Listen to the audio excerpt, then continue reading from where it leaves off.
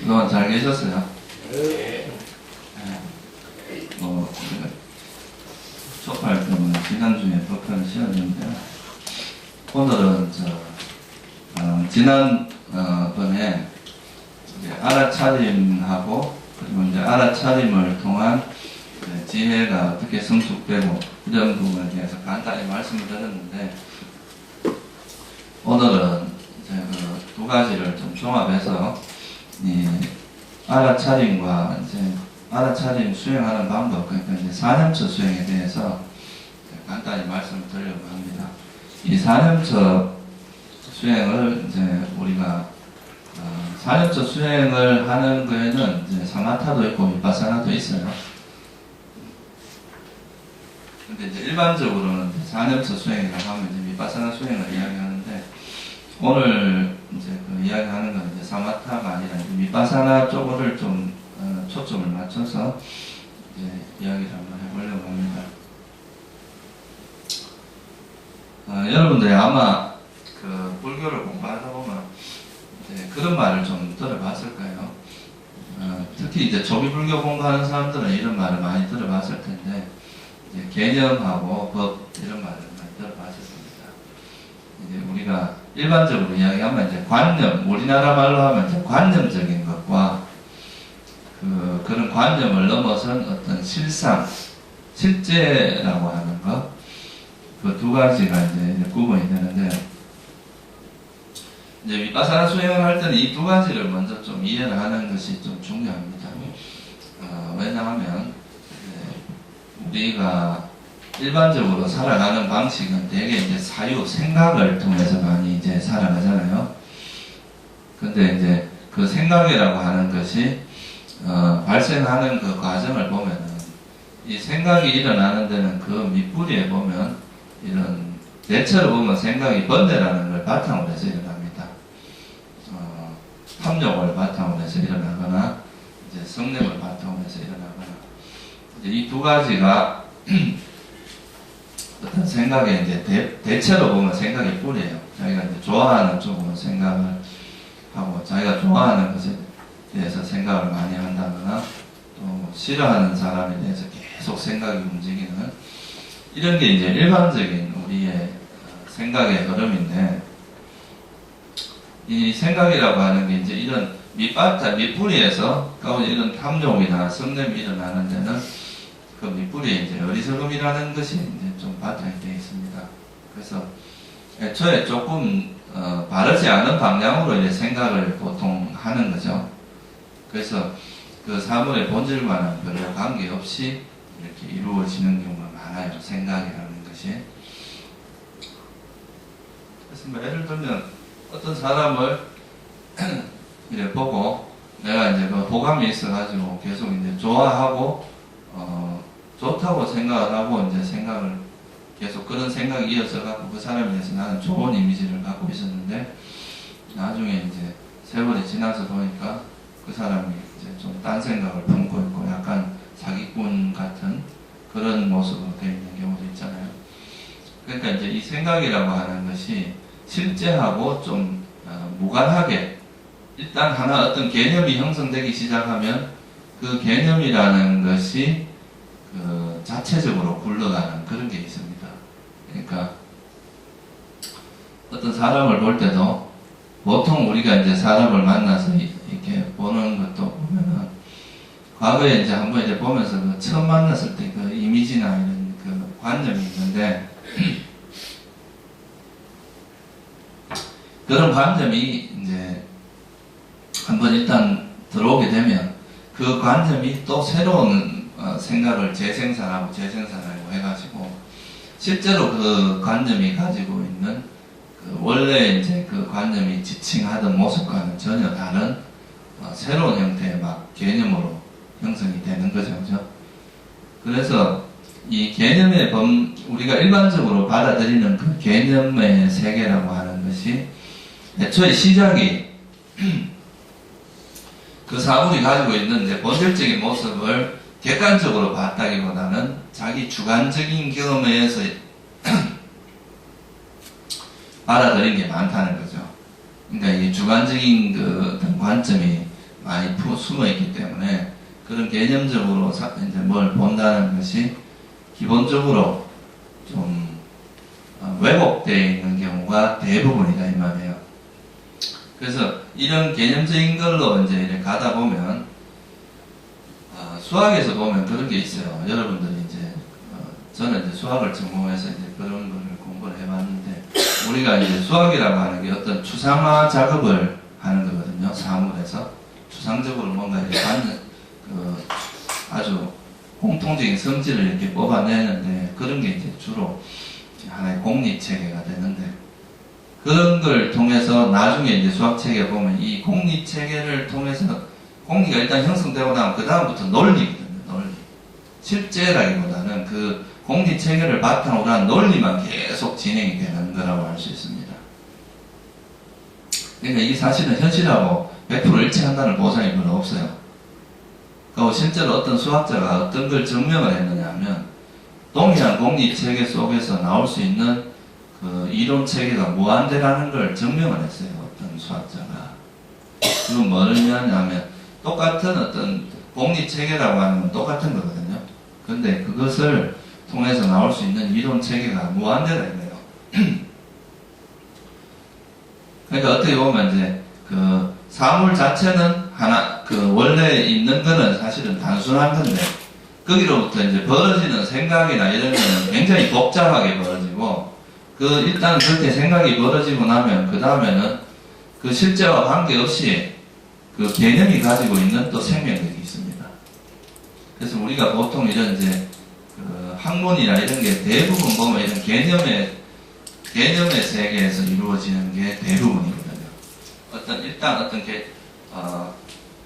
대부분의 이제 정의에 의해서 출발을 하잖아요. 어떤 개념을 정의하고 그 개념을 가지고 이제 이렇게 이론적인 구성을 해 나가는데 그래서 이 개념이라고 하는 것이 우리가 이제 살아가면서 우리 삶에서 되게 유용하기도 하죠. 왜냐하면 서로 커뮤니케이션을 하기 위해서 이런 개념이라는 것이 필요하잖아요. 그죠?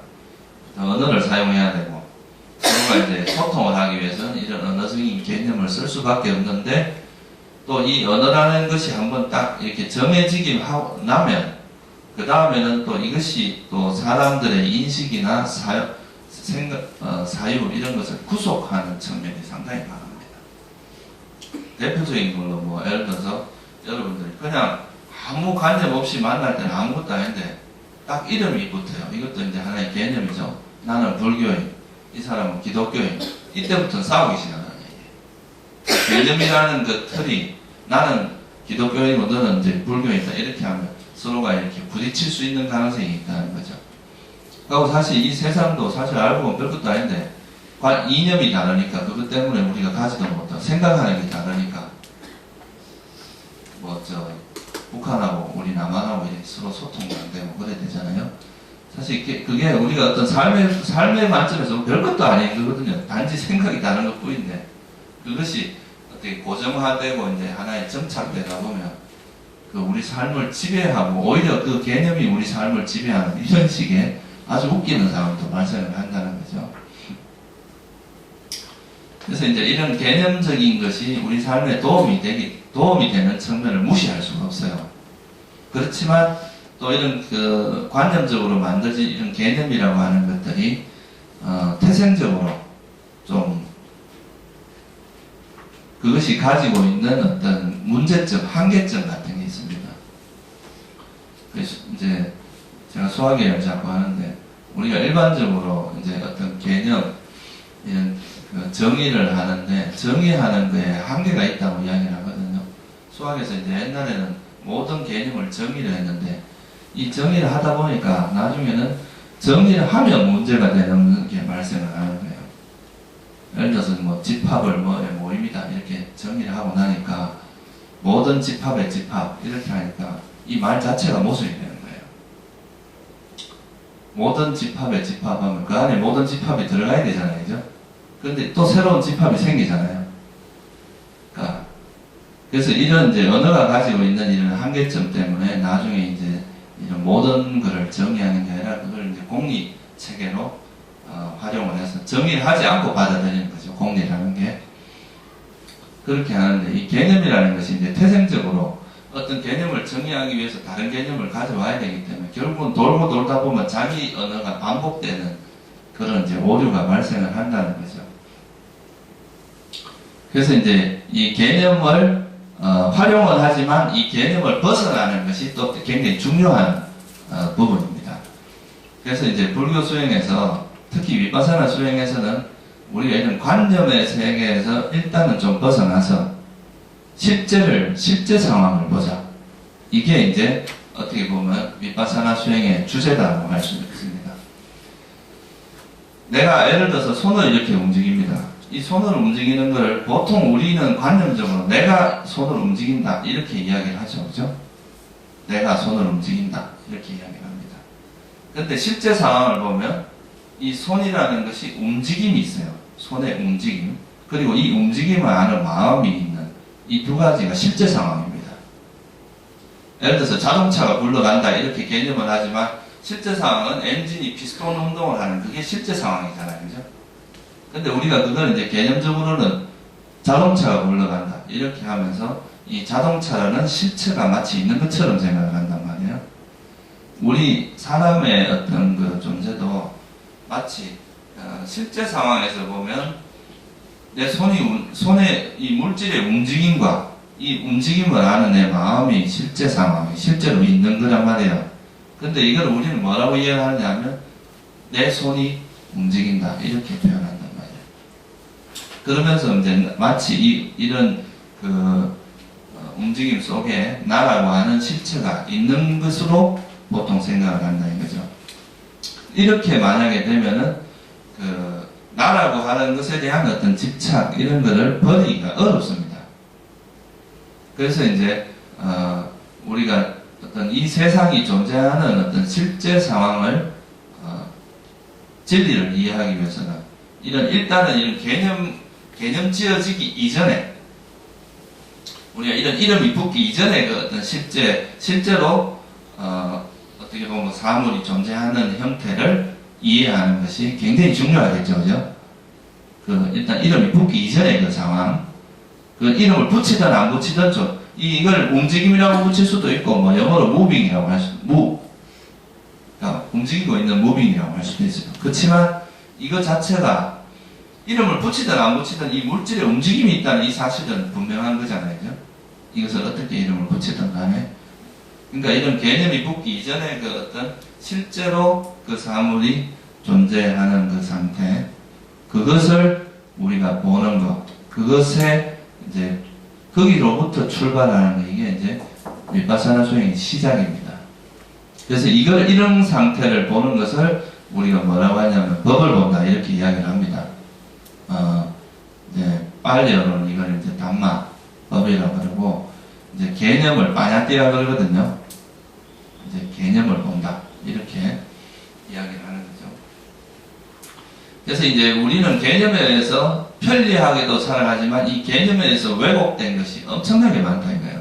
습관적으로 어떤 개념만 들어오면 그걸 그대로 이해하는 이런 것이 엄청나게 많은데 이런 것을 우리가 뭐라고 하냐면 전도몽상이다, 전도됐다 이렇게 이야기를 해요. 아까 반야신경 할 때 전도몽상이라는 말이 나왔죠, 그죠? 그게 이제 전도됐다 이거예요. 대표적인 아주 쉬운 전도가 뭐냐 하면 사실은 나라고 하는 것은 부처님은 내가 나라고 생각하는 건 그냥 생각의 어떤 생각일 뿐이다. 조건에서 만들어진 생각일 뿐이라 그랬어요. 근데 있지도 않은 이 나라고 하는 개념을 형성해서 이것이 마치 실제로 있는 것처럼 생각을 하고 이걸 딱 붙들고 안 놓는 것. 이런 게 이제 일종의 전도거든요. 전도. 없는 것을 있다고 생각하는 거죠. 전도됐다. 이건 이제 뒤바뀌었다 이 말이에요. 실제하고 관계없이 그냥 관념적으로 뒤바뀐 거다. 제일 쉬운 게 뭐냐 하면 여러분들 이렇게 길거리 가다 나무가 이렇게 길게 있으면 밤에 뭣도 모르고 이렇게 가다가 딱 보면 뱀인 줄 알고 깜짝 놀라잖아요. 그죠?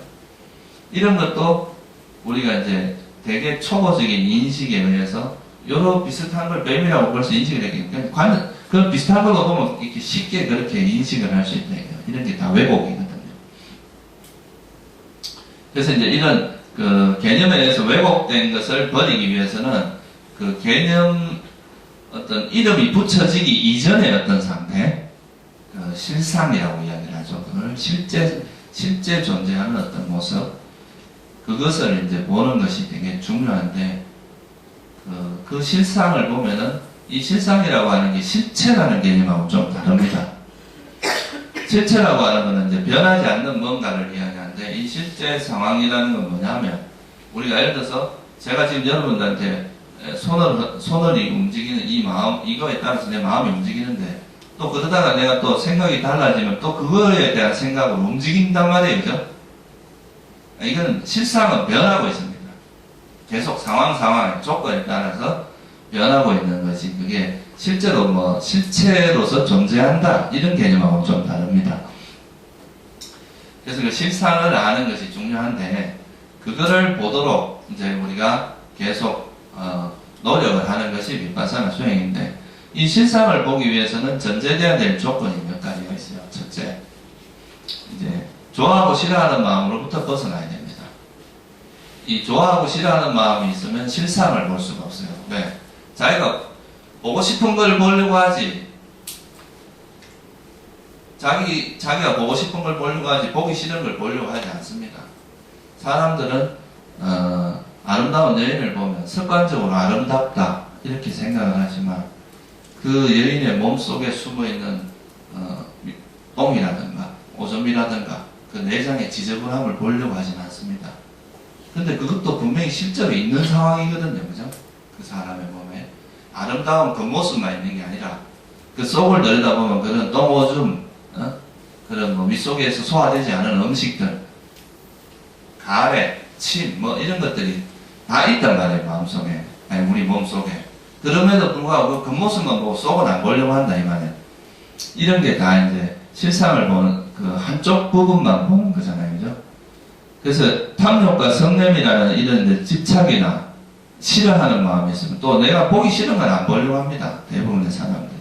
자기가 나한테 있는 그런 뭐 부족한 모습이라든가 약점 또는 이제 그런 건 보고 싶어 하지 않고, 자기의 어떤 장점만 드러내고 싶어 하고, 자기 부족한 것은 숨겨놓고 안 보이고 싶어 합니다. 이런 태도를 가지고는 실상을 이해할 수가 없어요. 이거는 왜곡됐다 이거죠. 조작된 거다 이거예요. 여러분들이 보여주고자 하는 모습은 조작된 거지, 실제 여러분의 모습은 아니다 이거예요. 있는 그대로의 내 모습, 조작되기 이전에 그냥 실제로 존재하는 그 자체를 인정하고 받아들이고 억셉트하는 이 자체가 또 수행에서 굉장히 중요한, 이게 실상이다 이거죠. 우리가 되고 싶어 하는 모습이라든가 이랬으면 좋겠다라고 생각하는 것은 자기의 탐욕이 개입된 거죠. 그죠? 내가 이렇게 되기를 원하는 마음이고 그런 거지, 그건 자기 모습은 아니다 이거예요. 이런 건 자꾸 깨집니다. 이런 생각을 가지면 그거를 또 자기가 원하는 모습과 자기 실제 상황이 다르기 때문에 여기서 오는 갭 때문에 항상 괴로움을 겪습니다. 자기 모습이 아니기 때문에. 그래서 이제 그 실상을 보는 것을 보기 위해서는 좋아하고 싫어하는 이런 그 마음이 일단 버려져야 되는데, 이 탐욕과 성냄이 없이 세상을 바라보는 그것을 우리가 이제 알아차림이라고 이야기하는 겁니다. 이 알아차림이라고 하는 것의 전제 조건이 좋아하고 싫어하는 마음이 없어야 돼요. 여기 저 대념청형이라고 있어요. 한번 펴보세요. 249페이지 한번 펴보세요.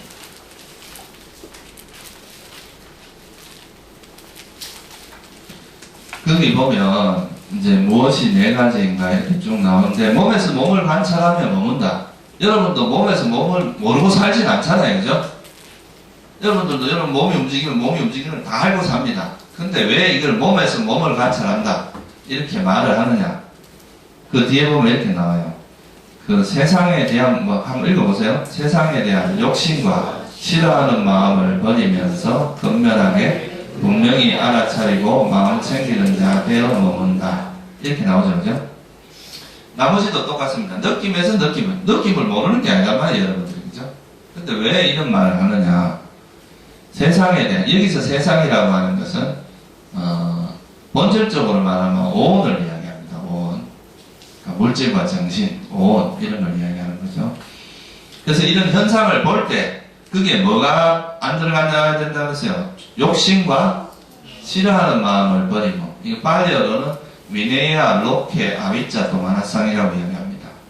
위네야라는 것은 없이 이 말이고, 로케라는 말은 세상이라는 뜻이에요. 세상. 로카가 세상이거든요. 세상에 대한. 그리고 아위자라고 하는 게 욕심, 탐욕 이런 겁니다. 도마나사가 이제 싫어하는 마음. 그래서 이제 탐욕과 성냄, 싫어하는 마음을 버리면서 먹는다 이거예요. 우리가 어떤 사물을 볼 때 이 사물에 대해서 좋아하고 싫어하는 마음으로 보는 것을 알아차림이라고 하지 않는다 이 말이에요. 불교에서 말하는 알아차림. 이 감정이 없이 객관적으로 탐욕과 성냄이 없는 마음으로 볼 때 그거를 이제 우리가 알아차림이라고 한다는 거죠. 근데 거기에 보면 뭐가 있느냐 하면 이제 건면하게. 왜냐하면 마음이라는 게 얼마나 빨라요, 그죠? 여러분들이 일어나는 그 현상들은 부지런하지 않으면 알 수가 없어요. 탐욕이 일어났는데 아침에 일어나는 걸 모르고 있다 저녁 때쯤 알아가지고 그게 되겠어요. 벌써 할 짓 다 하는데 탐욕이죠. 그러니까 이거는 일어나는 그 순간에 빨리 알아차릴수록 끄기가 쉽다. 불은 이렇게 지펴지는 순간에 끄면 쉽지만 일단 불이 붙어갖고 막 타고 있는 상황에서는 사실 꺼지지를 않을 때도 있습니다. 이 꺼지지 않을 정도로 심각해지면 이제 소위 말해서 요즘 말하는 병이 됩니다. 병. 정신병. 그러니까 우울 정세가 된다거나 트라우마가 생긴다거나 이런 이제 아주 심각한 형태가 되기 때문에 이럴 때는 그거를 불을 끄기 위해서는 굉장히 많은 노력이 필요합니다. 그래서 건면해야 되고 분명히 알아차리면서 이거는 이제 번역이 여기 이제 초기 불전에서 번역한 거라서 그대로 썼는데 정확히 이야기하면 분명히 이해한다는 뜻입니다. 이해하고 마음 챙긴다. 이건 알아차림하고 같은 이야기입니다. 그러니까 알아차림과 지혜가 그러니까 사띠 쌈바자나를 이야기하는 거거든요. 그러니까 아따삐 쌈바자노 사띠마요. 말리어로 쌈바자노라는 것은 분명한 이해고 사띠라는 건 알아차림, 마음 챙김 이런 말이거든요. 아따삐라는 말은 건면하게라는 뜻이고 그래서 이 쌈바자노 사띠마 분명히 이해하고 알아차리라. 이건 무슨 말이냐면 쉽게 말해서 내가 아까 말했던 이런 게 하나의 예거든요. 손으로 움직이는 게 이게 알아차리는데 여기 지혜가 있으면 이 손으로 움직이는 여기에는 나가 없다는 것을 이해합니다. 이것도 하나의 분명한 이해가 돼요. 이거는 이제 수행이 깊어지면서 나타나는 건데 어쨌든 이걸 좀 쉽게 말하면 지혜롭게 알아차리라 이 말입니다. 지혜롭게 알아차리라. 지혜와 함께하게 알아차리라는 거죠. 그래서 일단 알아차림의 전제 조건이 뭐냐? 이제 좋아하고 싫어하는 마음 없이 알아야 된다 이 말이에요. 그 현상을 첫째. 그래야 이게 뭐냐면 균형 잡힌 사유를 할 수 있습니다. 여러분들이 이런 탐욕이나 성냄이 개입되면은 균형 잡힌 사유가 아니라 자기 아전 인수격으로 보통 이해를 합니다. 그러니까 우리 마음이 가장 잘하는 작업 중에 하나가 합리화예요. 합리화. 자기가 무슨 짓을 해놓고 그거를 정당하게 자꾸 이제 합리화 작업을 하는 거죠. 그래 뭐 누가 그런 이야기를 했다 그러잖아요. 그러니까 우리 마음은 변호사 같다고. 그러니까 자기가 무슨 짓을 하고 나서 그걸 계속 변호를 한다 이거예요. 합리화하는 작업을 한다 이거죠. 근데 그거는 자기가 잘못된 것은 잘못된 것을 인정을 하면 되게 자기 성장이 있는데 계속 자기를 합리화하게 되면은 그거는 이제 자기의 변화가 없어요. 그래서 이제 탐욕과 성냄이 없이 이제 사물을 아는 것이 첫째 조건. 이건 이제 균형 잡힌 사유를 할 수 있다는 거고요. 둘째는 이제 현재를 알아차리는 게 중요합니다. 우리가 실제라는 것은 현재밖에 없어요. 과거는 기억이죠, 그죠? 과거에 일어났던 그 어떤 상태를 기억하는 거지, 그것이 현재 일어나고 있는 상황은 아니다, 이거예요.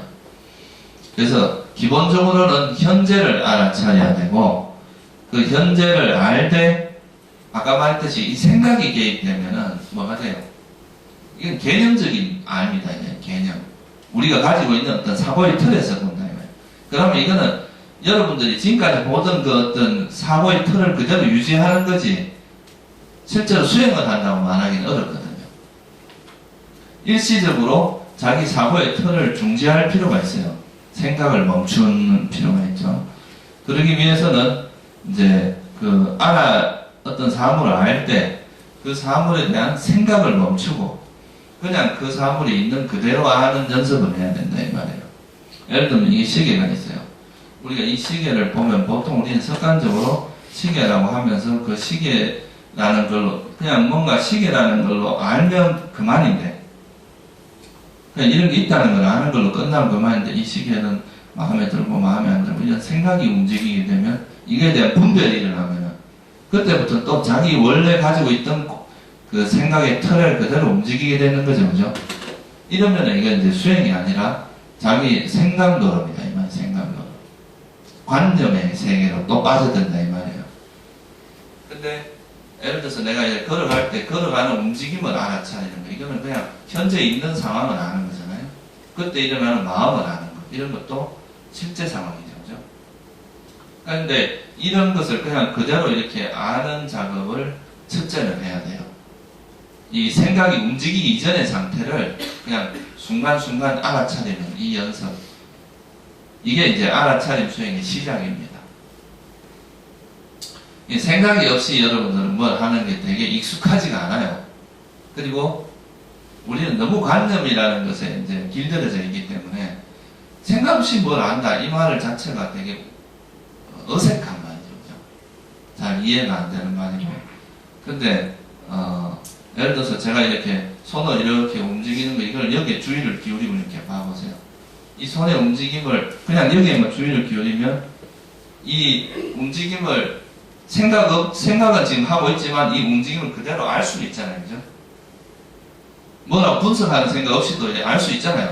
이런 것처럼 여러분들에게 일어나는 현상들을 그거에 대한 어떤 분별하는 작용, 생각 이런 것들이 일어나지 않고 그냥 현재 일어나는 그 상황을 그대로 그냥 딱 캐치만 하는 거죠. 이렇게 무슨 말이냐 하면 예를 들어서 이제 우리가 저 문 앞에 지나가는 사람들이 계속 있는데 이 사람은 노란 옷을 입고 파란 옷을 입고 막 이렇게 자꾸 이제 분석을 하면은 이제 그 분석하는 사이에 몇몇 사람은 또 지나가 버리겠죠. 그죠? 현재를 놓치게 된다 이 말이에요. 생각하는 동안만큼. 근데 그냥 그 있는 그대로 알면은 그 현재를 놓치지 않고 현재 일어나는 걸 그대로 안다 이 말이죠. 그죠? 근데 의외로 우리 마음이 있잖아요. 아주 짧은 시간에도 많은 걸 압니다.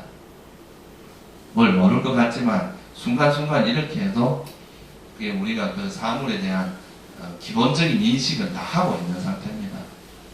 여러분 그런 실험 많이 보셨죠? 화면에서 잘 눈에 띄지 않게 순간적으로 이렇게 화면 장면이 탁탁 지나가게 집어넣으면 예를 들어서 이제 어떤 사람이 화면에 이렇게 보고 있는데 그 사이에 아인슈타인 얼굴이 그냥 탁탁탁 지나가요. 아주 자기가 알지도 못할 정도로 탁탁탁 집어넣습니다. 또 하나는 뭐냐면 일반 사람 얼굴을 집어넣어. 그러니까 나중에 자기가 똑똑하냐 똑똑하지 않냐 이렇게 선택을 하라 그러면 아인슈타인을 지나가게 하는데 대부분 자기가 못났다고 쓴대요. 많은 사람들이. 근데 보통 사람 이렇게 좀 허술한 사람이 지나간 그 화면을 본 사람들은 자기가 똑똑하다는 쪽에 많이 쓴대요.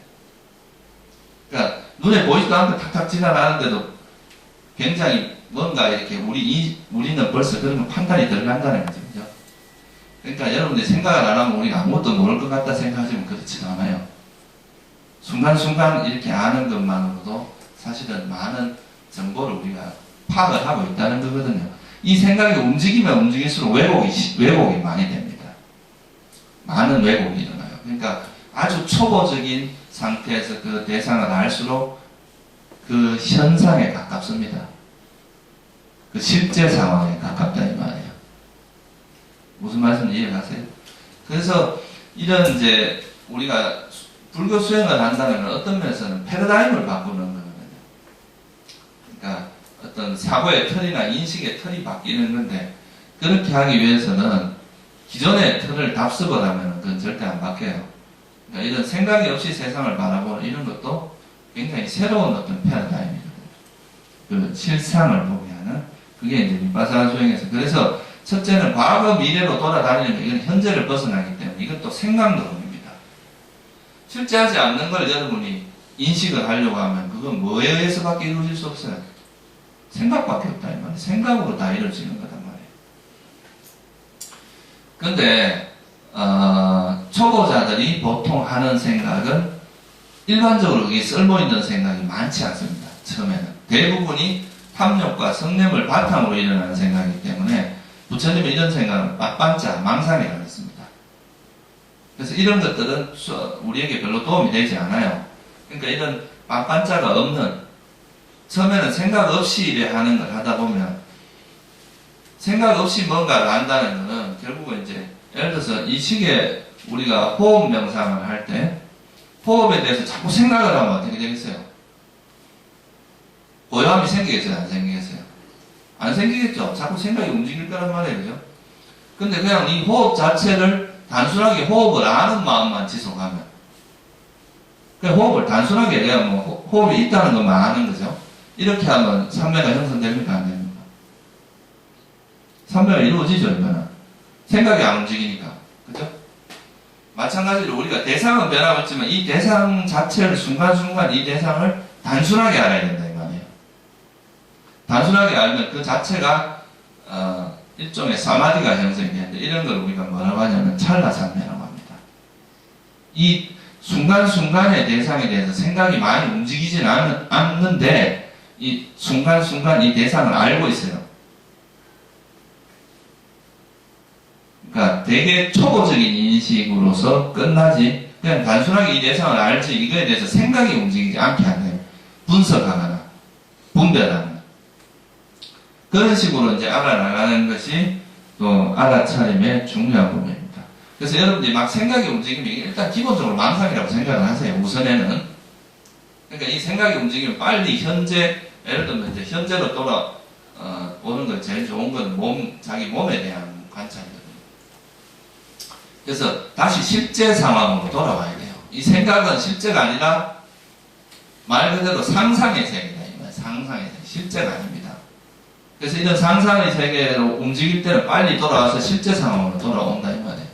그렇게 하다 보면 생각이 없이 현상을 아는 것이 뭔지를 여러분이 감을 잡게 돼요. 그렇게 알아차리는 대상을 구태여 이제 구분을 하자면 네 가지로 나눌 수가 있습니다. 우리 몸, 그 다음에 이제 느낌, 우리 몸에서 일어나는 현상, 그러니까 아까 말했듯이 걸어가는 거, 밥 먹는 거, 이런 게 이제 몸의 동작에 아는 거를 몸에 대한 알아차림이라고 그러고, 그 다음에 이제 또 느낌. 어떤 대상을 만나다 보면 그 대상에서 느낌이 일어납니다. 좋다, 싫다, 좋지도 않다, 싫지도 않다. 그런 느낌이 일어나는데 그 느낌을 아는 것을 수념처럼 해요. 느낌 숫자 써가지고. 우리가 사실 느낌에서부터 이제 많은 것들이 이루어집니다. 느낌을 알면 그 다음 뭘 알 수 있어요? 느낌을 통해서 느낌이 이제 예를 들어서 행복한 느낌이 일어나면 주로 뭐가 일어나겠어요? 이런 행복하면 어떤 마음이 주로 일어나요? 붙들고 싶겠죠? 그 행복을 지속하고 싶고 붙들고 싶어 한단 말이에요. 그러니까 행복한 느낌은 탐욕으로 발생을 합니다. 주로 그렇다는 거예요. 수행하지 않은 사람은 대체로 이렇게 가요. 그리고 이제 괴로운 느낌이 일어나면 싫어합니다. 이게 성냄이 일어나는 거죠. 보통 또 괴롭지도 않고 행복하지도 않은 느낌은 평온한 느낌이라고 하는데 이거는 어리석음이 주로 개입됩니다. 왜냐하면 이 느낌 자체를 파악을 잘 못해요. 근데 똑같은 느낌이 일어나는데 이 느낌에 대해서 알아차림을 한다거나 이 느낌에 대해서 우리가 수행을 통해서 알아차림을 하면 지혜가 있거나 이렇게 지혜나 자비가 있을 때 일어나는 느낌도 역시 행복한 느낌이거든요. 근데 이때는 탐욕과 성냄이 없단 말이에요. 그죠? 그러니까 이게 두 가지가 똑같은 느낌인데 탐욕이 일어날 수도 있고 지혜가 일어날 수도 있다 이 말이에요. 이게 이제 어떻게 보면 수행을 해서 이런 탐욕과 성냄을 버리게 되면 똑같은 행복한 느낌이 일어날 때도 우리가 예를 들어서 느낌 일어나는 거를 그냥 이제 집착하지 않고 바라본다면 그거는 뭐가 되겠어요? 이거는 그 느낌 자체를 통해서 선법이 일어난다 이 말이죠. 그죠? 그래서 하여간 이 느낌을 통해서 번뇌가 일어나기도 하고 우리가 지혜나 자비가 일어나기도 하기 때문에 그러면 이제 예를 들어서 장애 요소, 감각적 욕망, 성냄, 해태, 옹침, 들뜸, 후회, 의심 이런 게 일어나면은 이거는 뭐가 되냐면 이런 것은 범념체라고 합니다. 이 심리작용, 우리가 심리작용에 대한 알아차림은 범념체라고 하고 그 다음에 이 탐욕이 있는 마음이다. 마음을 알아차리는 것은 심념체라고 해요. 그래서 우리가 보통 이제 신수심법 이렇게 이야기하는데 그 몸에 대한 알아차림을 통해서 마음, 그러니까 느낌, 마음 그리고 이 심리작용들 이런 것들에 대한 알아차림이 이루어지는 것 이게 이제 사념처 수행이고 이게 위파사나 수행이다 한다.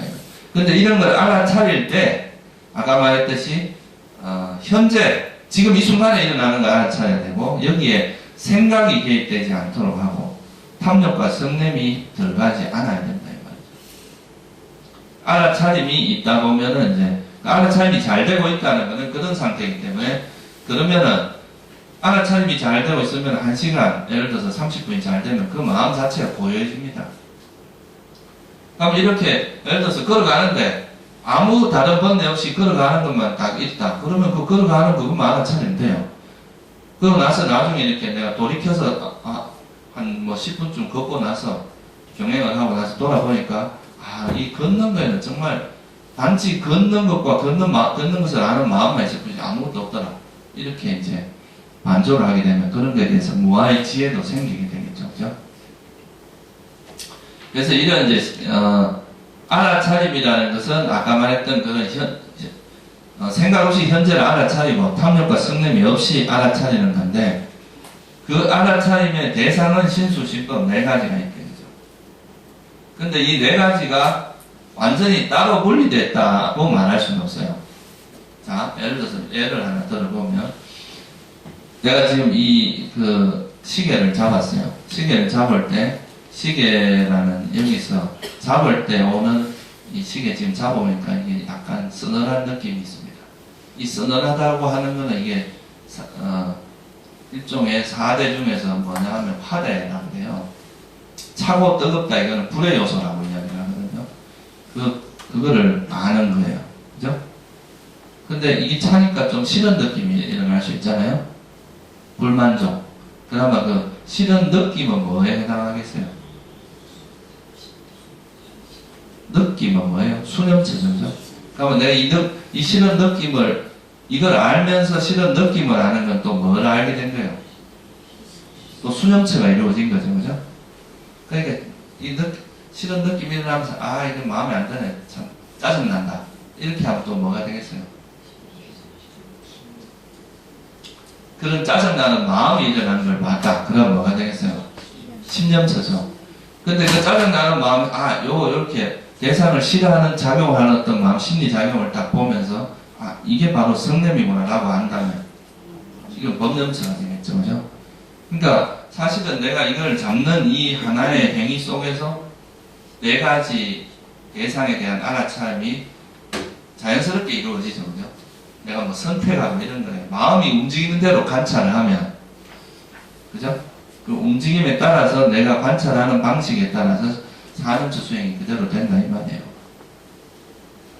그래서 이거를 이제 구태여 설명을 하자면 우리가 대상이 있고 그 대상을 아는 마음이 있겠죠. 그죠? 그러니까 이 대상을 알다 보면 이 대상을 아는 마음을 또 알게 되겠죠. 그죠? 이 마음을 아는 것을 보통 이제 구태여 구분하자면 우리가 뭐라고 이야기하냐면 이 대상을 아는 마음은 아는 마음이라고 보통 이야기를 해요. 대상을 아는 마음이 되는 거죠. 근데 또 이 아는 마음을 또 또 아는 마음을 또 알 수 있잖아요. 이런 경우에서 이거를 이제 보통 뭐라고 구태여 이건 사실 똑같은 마음인데 구태여 구분하자면 지켜보는 마음이다 이렇게 이야기를 합니다.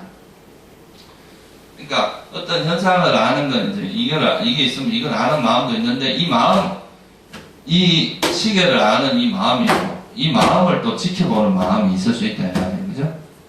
이거는 뭐냐 하면, 마음이 두 개라는 의미는 아니에요. 앞에 마음이 일어나는 것, 그러니까 이 시계를 아는 마음이 일어났다 사라지잖아요. 그러면 그 뒤에 일어나는 마음으로 앞에 일어났던 이 마음을 아는 거예요.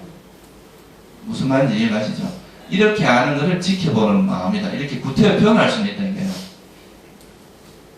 그래서 보통 이제 미파사나 수행을 잘 되면은 뭔가 현상이 계속 일어나고 사라지는데 거기서 한 걸음 물러서서 이걸 계속 보고 있는 듯한 뭔가 한 걸음 물러서서 보고 있는 듯한 그런 마음이 있어요. 이거는 이제 구태여 표현하자면 지켜보는 마음인데 일부 그 가르치는 이제 수행센터에서 이거를 진하다 이렇게 설명하는 사람도 있습니다. 이게 진하다. 아, 뭐 지켜보는 그놈이 바로 너다. 진짜니? 그게 이제 그렇게 설명하는데 그거는 이제 부처님 가르침하고는 안 맞는 이야기입니다. 아까 말했듯이 이게 마치 이렇게 지켜보는 놈이 있고 이걸 계속 보는 것처럼 보이지만 이 마음 자체도 역시 생멸하고 있는 상태입니다. 그러니까 아까 말했듯이 앞에 일어난 마음을 뒤에 일어나는 마음으로 보고 그럼 이 마음도 사라지면 또 새로운 마음이 일어나겠죠. 그죠? 그걸 또 보고 이런 식의 그 과정이 반복되는데 우리가 느껴지기에는 마치 그게 연속처럼 있는 것처럼 느껴지는 거죠. 그래서 이제 그렇게 이런 이제 지켜보는 마음으로 어떤 우리 현상을 계속 알아차리다 보면 나중에 이제 여러분이 뭘 알게 되면 지금까지는 우리가 잘 몰랐던데 그냥 걸어가는 거, 밥 먹는 거, 예를 들어 밥을 먹을 때 우리가 손이 움직이는 것부터 시작해서 입술에 닿는 거, 음식이 들어가는 거, 맛을 아는 거, 씹는 거, 그 다음 거기에서 감정의 변화 이런 것들을 자꾸 보게 된단 말이에요. 그럼 여러분들의 실제 모습을 자꾸 보게 됩니다. 그죠? 이건 내 관념에, 내가 생각에 의한 내 모습이 아니라 실제로 나한테 무슨 일이 일어나고 있는지 보게 돼요. 또 내가 평소에 사람을 만날 때도 그 만날 때 어떤 마음이 움직이는 걸 보면 화가 많이 나는지 또 짜증을 많이 내는지 집착이 많은지 내 이익을 챙기려고 하는 거지 이런 걸 보게 된단 말이에요. 그런 걸 보면서 이제 이것에 대해서 이제 내가 지금까지 몰랐던 내 실제 모습을 보게 된단 말이죠. 그죠? 그러다 보면 그것에 이제 좋은 면도 있을 거고 나쁜 면도 있는데 이럴 때 또 주의해야 될 게 이 좋은 면은 집착하고 또 나쁜 면은 싫어하는 이게 우리가 반응 방식이란 말이에요. 보통.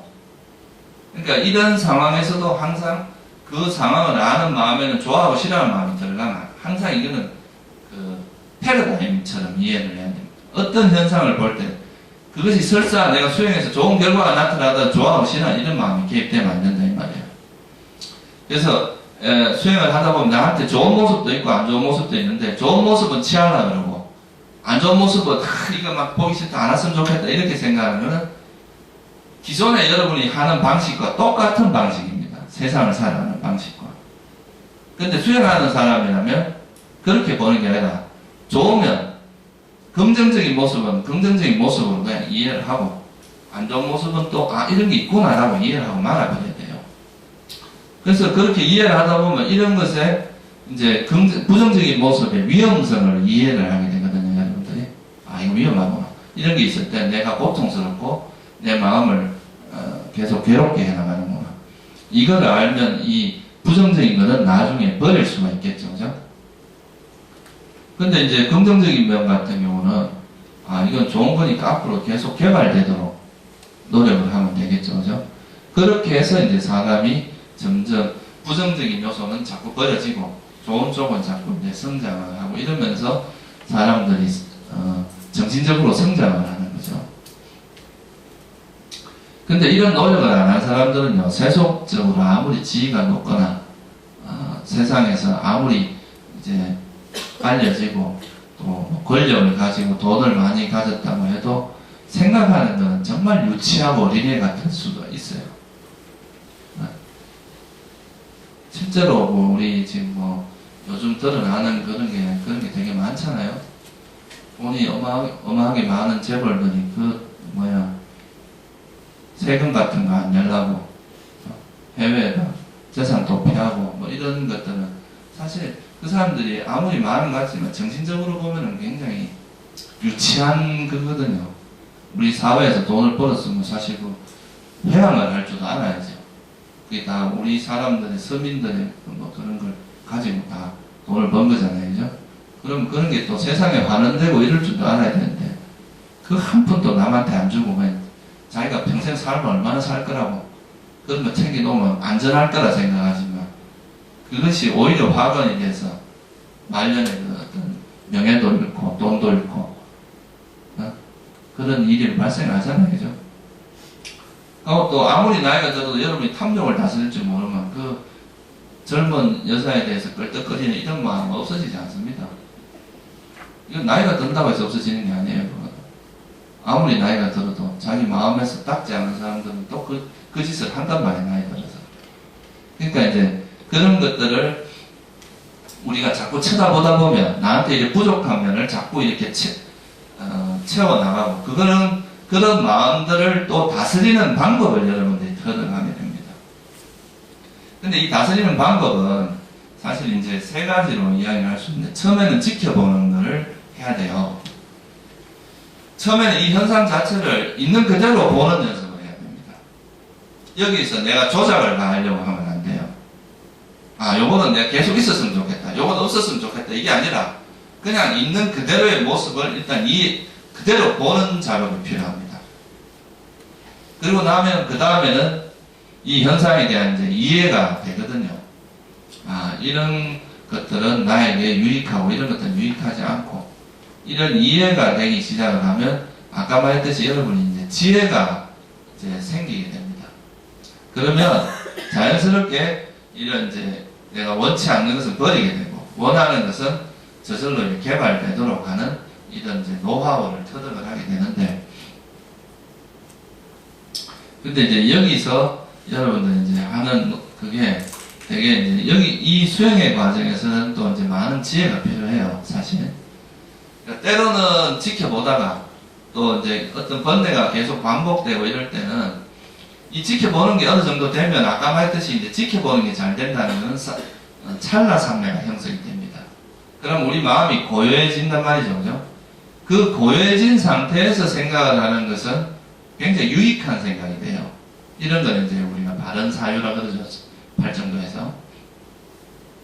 이런 걸 통해서 예를 들면 이제 내가 어떤 번뇌가 계속 일어나면 이 번뇌에 대해서 계속 지켜보다가 마음이 어느 정도 고요해지고 났을 때 이 현상이 왜 자꾸 이런 번뇌가 반복되는가 그 원인을 한번 찾아볼 수 있겠죠. 그죠?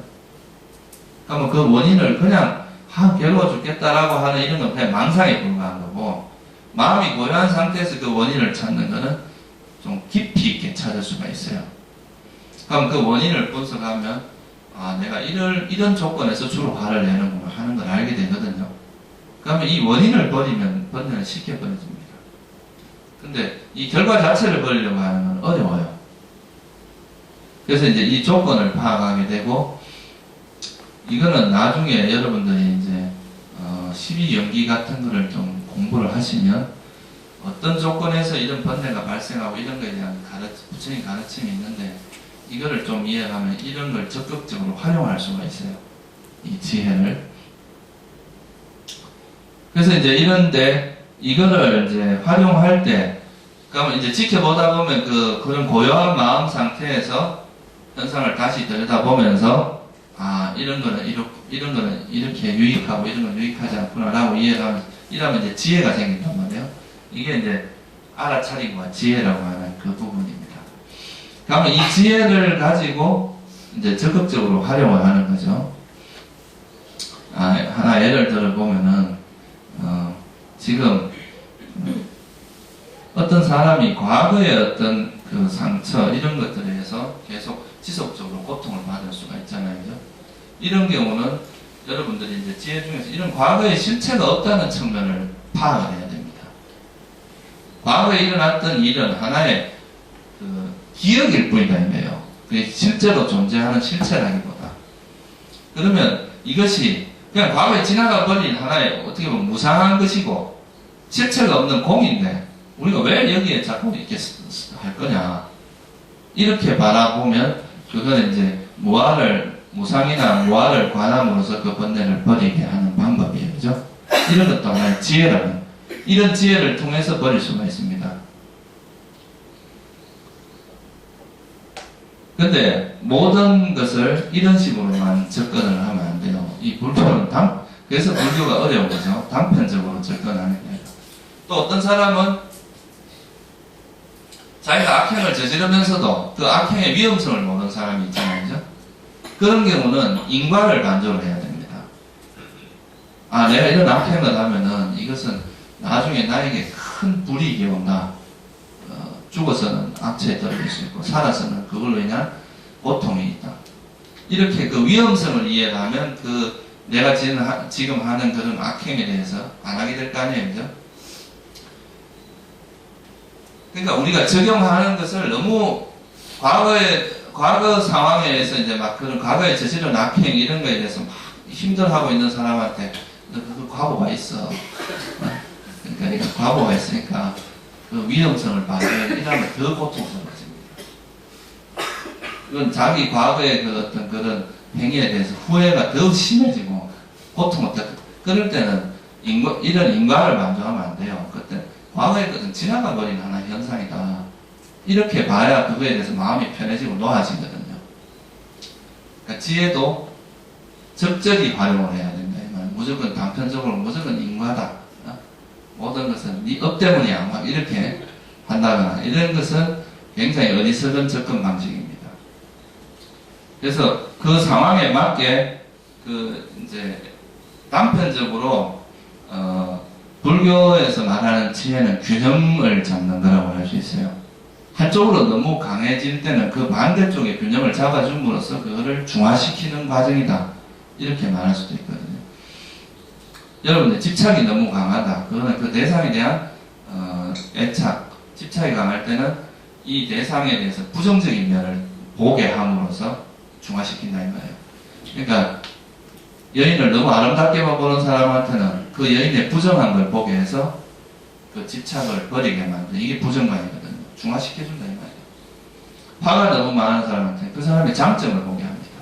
상대에 대해서 화가 많으면 자꾸 안 좋은 걸 보면 더 화가 커지니까 장점을 보게 해서 화를 버리게 하는 거죠. 그래서 이제 그 상황에 맞게 여러분들이 어떤 그 지혜를 썼을 때 이게 이제 도움이 되나. 첫째, 어떤 그 내가 불선한 그런 마음들이 많이 일어날 때는 이 불선한 마음의 위험성을 반조하는 게 되게 좋습니다. 내가 나쁜 행위가 자꾸 반복적으로 일어날 때는 이런 행위의 위험성을 이해를 하고 그런 것들을 버리는 것이 좋고, 또 과거나 미래 이런 것들은 생각의 어떤 과거의 기억에서 하는 이런 것들은 사실 그런 것들이 공하다는 걸 관찰하는 것이 번뇌를 버리는 데 훨씬 유리합니다.